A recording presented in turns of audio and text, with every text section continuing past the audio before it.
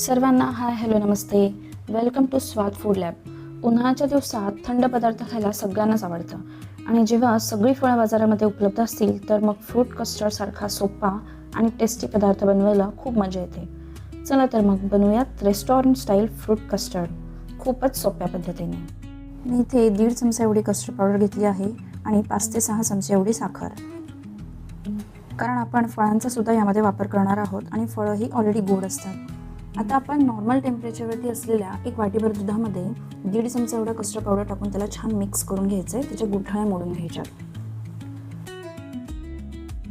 मी vanilla flavour custard वापरत आहे. तुम्ही मँगो फ्लेवरही वापरू शकता. हे पावडर बाजारामध्ये सहज मिळून जाते.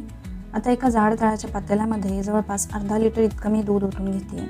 मी दूध हे ना अर्धा तास आधीच तापवून घेतला होता. तुम्ही जर जास्त प्रमाणामध्ये दूध घेणार असाल, म्हणजे जर 1 लिटरच्या प्रमाणामध्ये जर तुम्ही कस्टर्ड बनवत असाल तर 3 ते 3.5 चमचे एवढं कस्टर्ड पावडर तुम्ही घेऊ शकता. आता दुधाला अशी छान उकळी आल्यानंतर त्यामध्ये घालूयात साखर आणि कस्टर्ड पावडर दुधामध्ये मिक्स करून ठेवली होती ना, तो मिश्रण आपण यामध्ये ओतून घेऊयात आणि हे कंटिन्युअसली ढवळत राहायचं आहे. ही पावडर तळाला चिकटली नाही पाहिजे, याची काळजी घ्यायची आहे. कस्टर्ड पावडरचं मिश्रण घातल्यानंतर दूध थोडं घट्ट होत जातं. आता एकदा त्याला उकळी आल्यानंतर आपण गॅस बंद करून घेऊ आणि हे नॉर्मल टेम्परेचरला येण्यासाठी 15 ते 20 मिनिटं ठेवून देऊ. आता आपण याला फ्रीजमध्ये ठेवून देऊया सेट होण्यासाठी आणि ड्रायफ्रूट्सचे काप करून घेऊयात. मी इथे काजू बदामाचे काप करून घेते आहे आणि आता फ्रूट्स कट करण्याकडे आपण वळूयात. तर मी इथे 5 प्रकारचे फ्रूट्स घेतलेले आहेत. शक्यतो आपण आंबट फळं म्हणजे स्ट्रॉबेरी, संत्री, मोसंबी यांचा वापर टाळणार आहोत. 5 प्रकारची फळं घेणार असल्यामुळे कमी प्रमाणात प्रत्येक फळ लागणार आहे. मी इथे अर्ध्यापेक्षा कमी ड्रॅगन घेतला आहे. कलरफुल दिसण्यासाठी 2 प्रकारचे 5 ते 6 द्राक्ष कट करून घेते. त्यानंतर थोडा डाळिंब, थोडा सफरचंद आणि अर्धी केळी बारीक कट करून घेऊया.